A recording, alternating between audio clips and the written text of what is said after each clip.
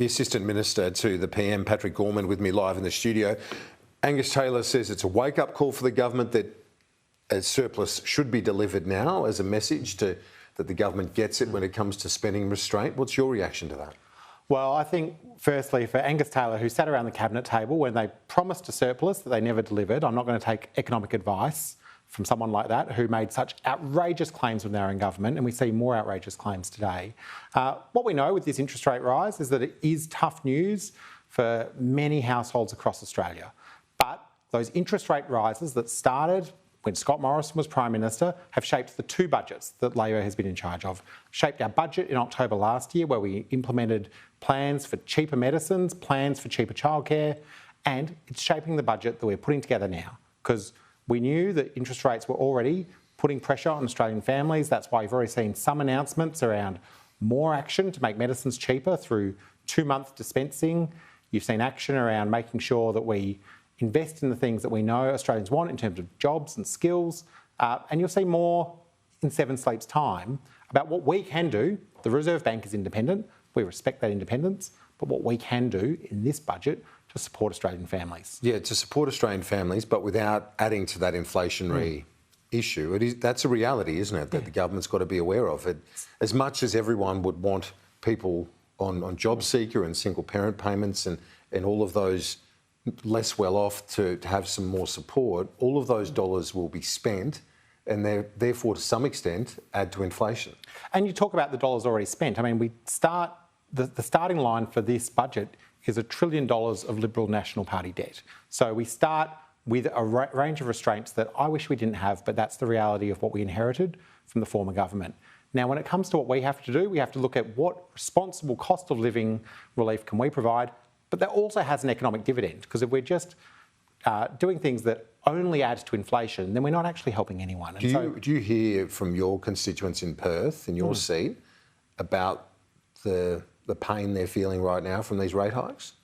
Oh, look, and we know that people feel a range of different economic pressures, whether it be from interest rate increases, whether it be from the rental market, whether it be from the challenges of wanting to get a little bit more of a pay rise. There's a range of things that put pressure on family budgets, depending on your individual circumstances. I hear that from my constituents. And what I say to them is, look, we are doing what a responsible government can do. That's things like taking action on childcare, making major investments in other important areas of the social safety net, like Medicare and aged care. So we're doing what is possible, and there's legislation in front of the Parliament now that we know will make a difference over time. I look at the Housing Australia Future Fund. I mean, that's something that, Angus Taylor, the Greens political party, they could all get behind. We know that would help put more social housing into the mix. Again, taking pressure off the private rental market for a range of politically driven reasons, not for policy or economic reasons. They've chosen to oppose that. The tobacco excise increased, raising more than $3 billion over 3 years. Unfortunately, a lot of people less well off are addicted to tobacco. So it's another hit to a lot of smokers out there. And I'd encourage anyone who is a tobacco user that would like to no longer be addicted to tobacco to talk to their GP. We know there's a range of supports out there for people who would like to no longer be a smoker, for not just the financial costs that you outlined, but also for the health benefits that come from no longer being addicted to nicotine. So we provide funding for support for those measures as well. We've also made sure that we're not helping the tobacco industry through some sort of a back door create the next generation of nicotine addicts through the use of vapes. Ending those things like, sort of these candy-flavoured vapes, one-use vapes that have huge environmental impact.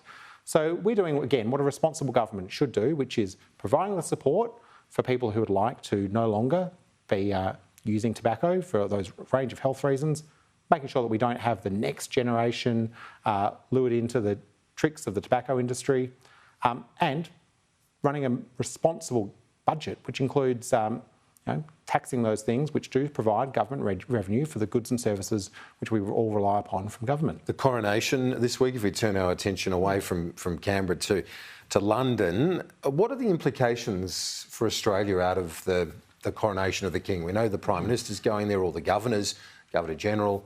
Why? Obviously, it's our head of state, but what are the real-world implications for our nation out of that? Well, it changes everything and it changes nothing.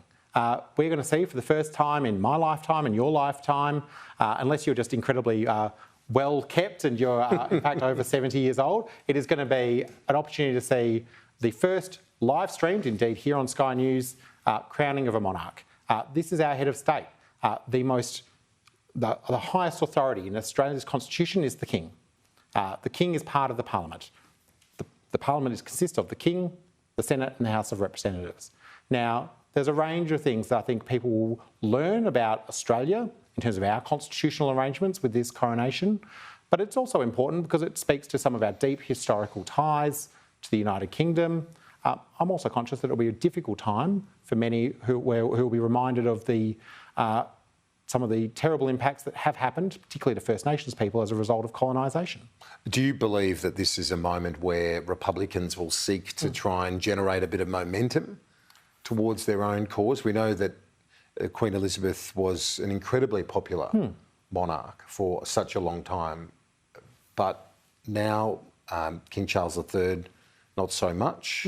Is this going to be seen as a window of opportunity for Republicans? I think those who advance the Republican cause will always find opportunities to highlight their views about what should change in our constitution. What I think, whether you be a Republican or a monarchist or indifferent, is that what we'll see this Saturday is a reminder of what our constitutional arrangements currently are. And whatever you think they should be in the future, I myself am a Republican, but I think it's important that people take this opportunity to be educated on what our constitutional arrangements are. And in terms of the individual of King Charles III, I'd just say, never have we had a monarch who knows Australia better than King Charles III. He studied at Geelong Grammar's Timbertop. He's been here on 16 visits. The stories that I've heard from people across the country doing radio interviews and other things, he even caught a Spanish mackerel in Cairns on a sneaky getaway fishing trip. I mean, some of those things, there are some of those long-standing bonds between the now King and Australia. So I think people can reflect on those regardless of what your views are on the future of the monarchy in Australia. And reflect on it and engage with it, I guess. Some of your colleagues asking if they'll pledge allegiance to the King and be watching Saturday night. What's your read on it? I know you're a Republican, but will you be interested to watch? I'll be watching. I think this is fascinating. This is one of the biggest events of 2023. It does have, for the Parliament we have today in 2023, it does have implications for us. It is a significant moment. Obviously, you see that in the senior representation that's there from the Prime Minister, the Governor-General, Sam Kerr as our national flag bearer, Nick Cave, on behalf of the Musicians of Australia, will be well represented. I will tune in. And in terms of the question about pledging allegiance, I mean, anyone who serves as a Member of Parliament in this building has already done that.